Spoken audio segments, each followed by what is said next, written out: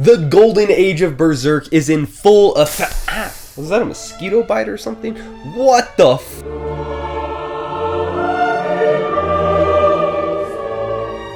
Anyways, as I was saying before I so rudely got interrupted and cursed, the golden age of Berserk is in full effect. I would say this is more the downfall of the golden age versus the first half being the rising, as most things go wrong during volumes 9 through 12 of this series for pretty much everybody. Starting off with Guts alone in the woods for the first time in many years, contemplating if he's throwing away what he's actually looking for. This is something I resonate deeply with now, because as a 21-year-old man, everything in my life at this point is supposed to be about more money, more subscribers, more gains. It's all about getting more, and that's what society tells us. That's the way I feel, always looking for the greener grass.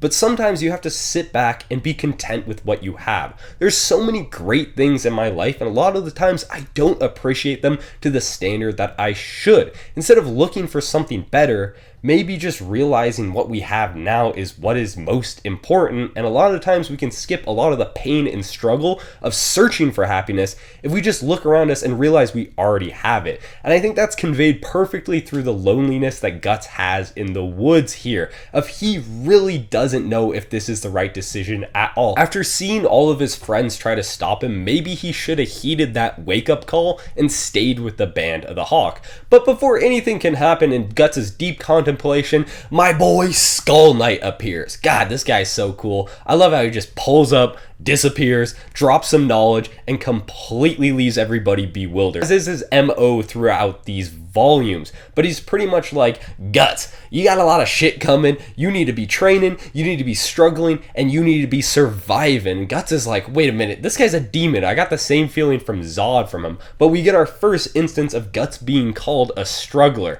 And this was awesome, because it just was completely out of nowhere, and Guts doesn't know what the hell's going on, and he's like, wait, why is everybody who's a demon telling me that I'm gonna have some fuck shit coming to me? Why can't they just tell it to me straight, exactly what's happening, and give me the A through Z of what I need to be prepared for? But demons, like the federal government and paying taxes, make nothing clear and everything a pain in the ass. But Guts is left with the simple message of survive and struggle. But back in Midland, Griffith needs to appease his ego or exert his own sense of control, and forcibly seduces Charlotte and throws away his entire gains up to this point. Come on, man. Not only was this scene just did not make me feel good at all, it was also so out of character for Griffith, but I think that's the point. My interpretation of this was he wanted to see what would hurt more, throwing away his dream or losing Guts. And based off how much he thinks of Guts in this moment and when he's being tortured, I would say he found his answer. Overall, I already talked about my gripes with the way women are treated and the vulgarity of the art in my last review, so I'm going to gloss over it in this one. But between this scene and the one with the king, along with some of the wild stuff, I just overall dislike this, but luckily enough, some commenters told me that it does get better in later volumes, which I really appreciate in artists learning and growing.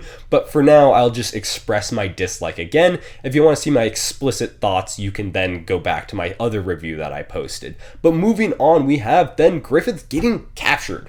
I mean, he tried to get out of there like Batman, but I guess he's not that sneaky. And he is viciously tortured by the king, of which there is a little bit of allegory to both of those situations. Griffith talks about the need to want what you can't have, and it sounds like he's relating his dreams in the king's sense of him wanting his daughter. And that was a nice subtle writing moment, and I think that they could have just had that and then not shown the moment with the king and Charlotte. But to cap off everything going downhill before the time jump, the Band of the Hawk is attacked, and Casca has to rally the troops to attempt to escape, taking arrows in the meantime, and Griffith loses his Beelit.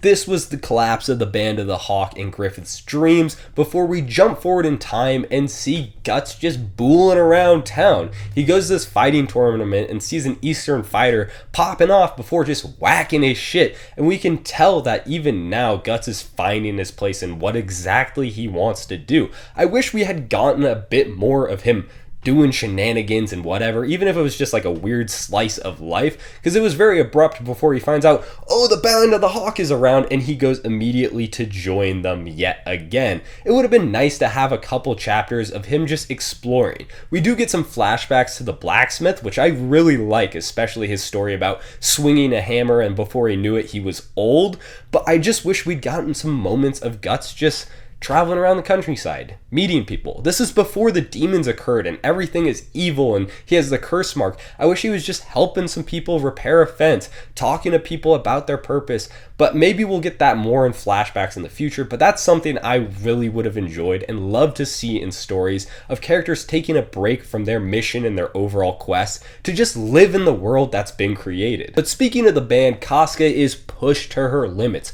She still holds out hope of saving Griffith, but she is absolutely collapsing and Judeo is trying to take care of her, but she's fallen asleep at the table. You can tell she is extremely stressed in this situation, and it does seem kind of hopeless overall, but then the army of that one guy attacks along with the Eastern assassin, and Casca is saved by Guts again. You know, this is kind of a trend going on, and I get it's like the damsel in distress, and Guts is saving her, and I'm not really a big fan of the whole strong woman, I can do it myself trope, but Casca is a badass. I'd like to see her take care of some situations herself. Like, I understand this Eastern assassin guy is like really dangerous, and Guts even had a hard time defeating him, which was a really cool sequence, and it shows how much he's evolved and gotten better as a fighter, but at least give some Casca some other guys to beat up. Maybe it's a troop of assassins like the Baki Habra, and she beats up 4 of them, and then loses this guy, and Guts beats him. I don't know, I just wish that she would not just lose like 4 out of 5 fights that she has. But the band is ecstatic to see Guts again. Like, obviously, that's like having LeBron James return to Cleveland. Like, you're gonna be happy to get the best player in the world back. And he is still finding his path, he talks about it, but he knows it's along the way of the sword. In the last review, I talked about the philosophy of the sword and how that's been his only constant throughout his life. And it's so ingrained in his psychology that this weapon, this extension of his arm, will lead him through both the good and bad to where he eventually needs to be. Casca and Guts go then to conversate, and Casca is understandably mad and strikes out at Guts and starts attacking him, and Guts, being the dumb himbo that he is, doesn't understand how his actions of leaving could have resulted in all this. He was like, what did I do? I just walked away. And that's a very Guts thing. As the lone mercenary, those childhood instincts still reside within him. He doesn't realize he was one part of a greater whole and how much he meant to Griffith. The stresses of managing the Band of the Hawk and the feeling she has for Griffith and his situation are all too much for Casca, and she tries to kill herself, and Guts saves her with them finally expressing their feelings. This was a pretty impactful moment, and I do like stress showing through to characters. It's something that's not shown in a lot of stories a lot of times. That could be very easily and thoughtlessly handled if Casca just struggles through it and the band survives. But people do crack, people do suffer and are not able to accomplish what they want, but it's about getting back up and trying again, and sometimes you need the helping hand, and Guts was there to catch her, and they finally expressed their feelings, and I really like how this relationship was set up and the build up to it. Unlike any other relationship displayed throughout the series so far, you can see their genuine love and caring for each other in their own hard-ass way, and the way they deal with each other's past. Guts is still traumatized from his Donovan event, but the way that Casca handles things, and she's not scared off, she understands and comforts Guts and will work with him through these trials. That was super nice to see. It wasn't just like, what the fuck? Oh my god, why did you try to kill me?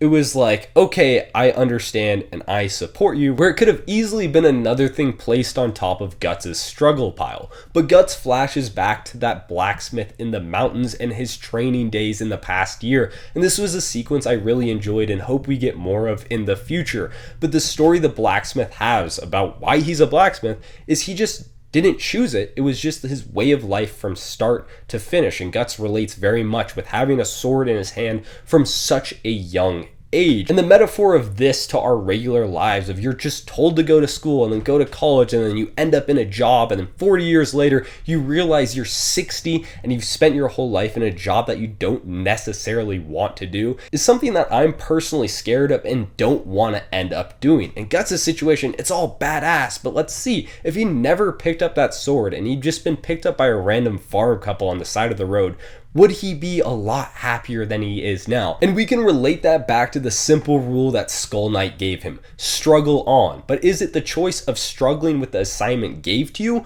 or can you choose and diverge to your own path and choose your own struggle? But to end off their sweet moments, Guts asks Casca to come with him after this is all done, to travel the world with him, and this is him bridging the gap of that old struggle with his new struggle of finding the purpose, of if he can take some of that value with him and move forward, then that will be enough for him to be happy. And it shows the growth of him relying on somebody, needing somebody, this emotional connection that he can sit back on in his moments of weakness, just like Casca did with him. But back in Midland, Griffith is still getting tortured, and all he can think about is Guts. It's all that keeps him going. I can't tell if it's hatred or love at this point, but we know it is not his dream of having a kingdom that is pushing him forward. Guts has taken precedence in his mind fully. But good thing that everybody's coming to rescue him as they meet up with Princess Charlotte and make their way to the tower. Going down the tower, we find out the origin of Skull Knight, who apparently was just this badass king who reunited all the kingdoms, then pissed off God so much that he sent down angels, which I actually think were demons, and the God Hand,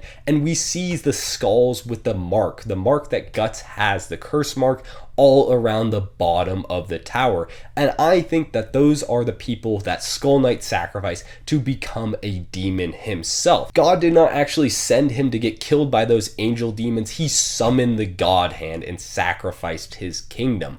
And this guy just can't get any more badass. Him and Zod are just such cool character concepts. Probably still terrible people in their day to become a demon, but overall I love the history and lore of this and how it's all reoccurring again with the unification of Midland as a big kingdom. The one thing I'm curious about is why Skull Knight and Zod are not part of the God Hand. They seem pretty damn powerful, but they seem to have their own motivations behind whatever they're doing, because they're not exactly against Guts and the gang, but they're not exactly with them. But Griffith is all sorts of fucked up when they find him. Tendons cut, tongue cut out, frail as all hell, trapped in a helmet. We don't even get to see his face. They go to take his helmet off, and they're like, put that shit back on. I wonder how fucked up he really is under there. But then Guts goes berserk. Ha ha ha, name of the series, got him. I was so glad that Guts killed that disgusting little bastard of a jailer and then goes insane up the stairs. The absolute slaughter. I love these moments where he just goes silent and serious. The art darkens, the lines become thicker, and he turns into another person. It's like he's a demon unto himself before emerging at the top, and the king is there with pretty much the whole Midland army, but they can't do anything because they have Princess Charlotte by her own volition. So they escape to the sewers and they send the Baki Habra after them. This was just a fun action sequence overall, and I love the ingenuity and creativity along with the teamwork of the Band of the Hawk. These are the moments that I want more of from the supporting cast. They don't have to go crazy like Guts, but showing them contributing and competent mercenaries and fighters is something I enjoy. I love seeing a supporting cast pop off, and this was an amazing moment with everybody contributing, even Griffith. But then as they're escaping, the king sends the Black Dog Knights after them, which Wild is clearly a demon, as we discover later on. You can just tell from the straight up instance, and I guess these guys are just wandering the world kind of undercover. It makes me curious to see how much demonry is actually in the world of Berserk at this point in time, but he is quite the character, and I'm just gonna zoom right through that to his fight with Guts, of which Guts is getting fucked up. He's got the same feeling that Zod was there. Wild's catching his blade in his teeth, and an Uno reverse of what Guts did to Griffith, and it's not going good. Not going good at all. But then in Casca's attempt to save Guts when he gets down, she gets captured by Wild, and that activates Guts' go mode, and he starts popping off. We get a flashback of his training to fight Zod up in the mountains, and he bamboozles Wild with an epic finish, some amazing art, and quite a satisfying amount of badassery. It was like a tasty, delectable dessert of action set pieces. But Wild is not dead, and while they are wild. But with Monkey Man down and out for the count for about 5 minutes, we go back to the Band of the Hawk, where Casca's taking care of Guts and all his wound, but she also finds out how fucked up Griffith really is, and it kind of breaks her. She is just down and out. There's really no coming back for Griffith at this point. He is completely destroyed as a person, can't communicate, can't walk, can't wield a sword. During the Wild fight, there was a couple times where he tried to pick up his sword, he just knocked it over and he's staring at it. Some of the most impactful scenes were just those silent panels of Griffith throughout this whole entire sequence of him just being useless. That's something Griffith has never been. He's had his mind and he's had his body to execute with it.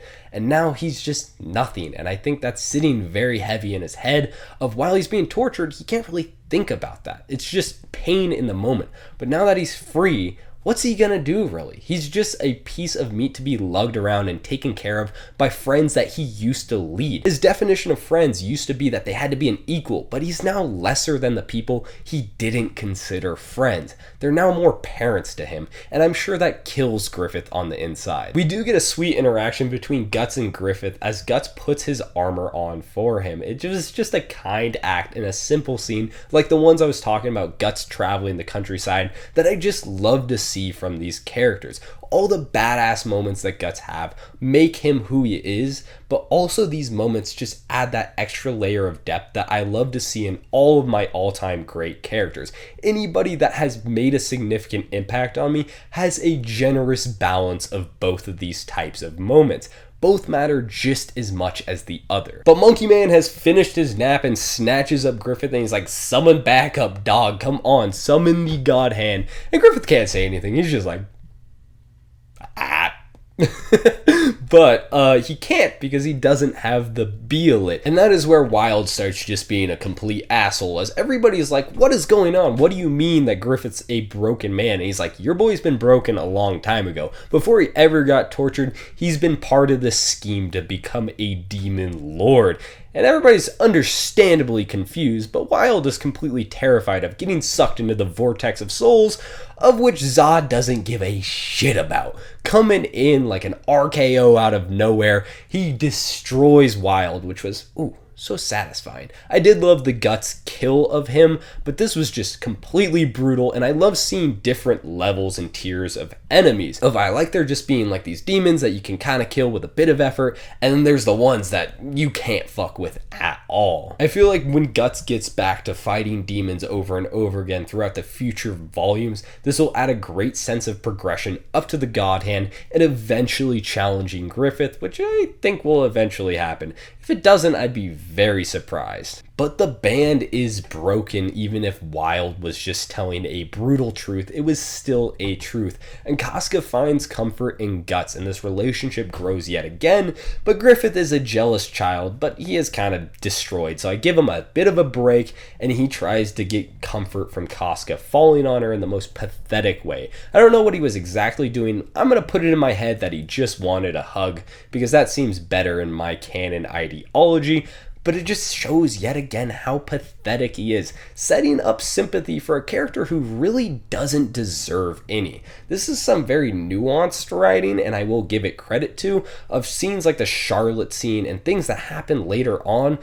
I don't think Griffith's a good guy in the slightest, but makes you feel bad for somebody who has gone through so much. This complete uselessness of Griffith makes Casca resolve to stay with the Band of the Hawk and more specifically take care of Griffith. And Griffith does not like that. Thinking back about his dream, he hops on the cart and gets moving. Not for long though, as he crashes his cart and then tries to kill himself, which I'm not sure if he avoided killing himself or it was just luck that he missed when he spotted the Beelit, which I assume made it down here through the sewer system, or else that's just a really big plot hole. But Zod was like, it'll be there when it needs to be there. That's another thing of where I don't think Zod's a good guy, but I'm not sure he's a bad guy, because he's saving Guts and all this stuff, like when he threw his sword down to fight the Rhino Man, but he also wants Griffith to turn into a demon lord.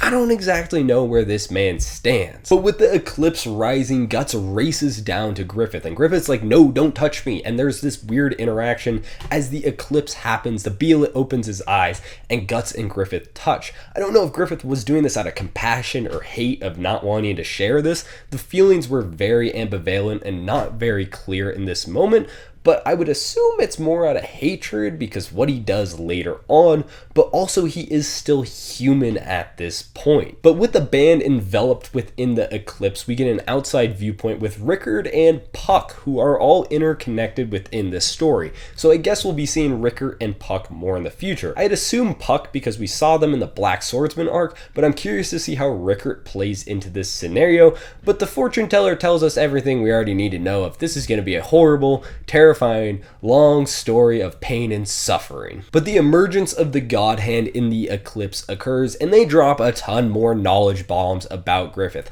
I feel bad for like the random foot soldier in the Band of the Hawk who's just making pretty good money, having a great time, and realizes that there's a lot more going on here. But we find out that Griffith's Beelit is special. It is the Beelit of the Crimson King, or the Crimson Beelit, whatever it is one that you need specifically to join the God Hand. So I must assume that Skull Knight and Zod did not have that specific one, and it's all determined by causality. I feel like that's a really easy way of saying luck and sounding smart with it. So Big Brain Man, good job. You live up to your artwork, but you also told everybody in the Band of the Hawk, you're fucked, you're getting sacrificed, and this is a brutal reality, especially for people like Guts and Casca. If Guts just simply doesn't accept it, of being like, Griffith, you would sacrifice all of us?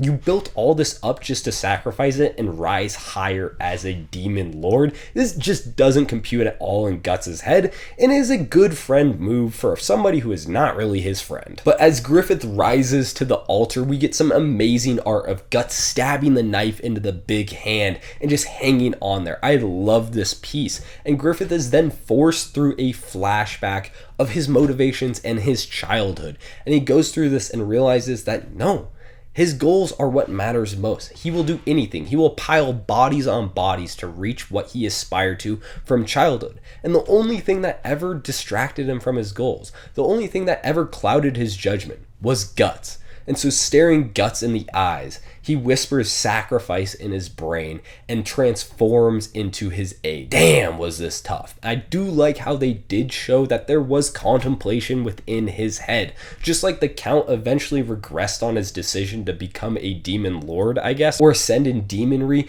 Griffith had to go through this. If he truly did care about Guts and maybe the band, I'm not totally sure about the band, but he had to contemplate this.